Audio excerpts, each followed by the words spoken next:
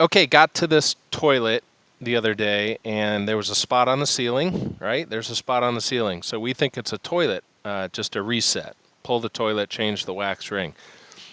When we pull the toilet, this is what we find, okay? That's what it looks like when you pull the toilet. But if you look at it from this angle, you see the pipe, the black pipe, had fully separated from the red ring around it, which is the flange, technically.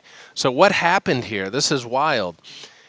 When someone remodeled this bathroom, they did the pipe work for the toilet. They screwed the flange down, and when they were screwing the flange down, it was pushing the pipe down. The pipe wanted to pop up. So after years and years, however long it's been, those two pieces separated, and it caused a leak. So this is fascinating to me because someone that did something wrong, how many years ago, and they're long gone, but now it's caused a problem and we have to find a way to fix it.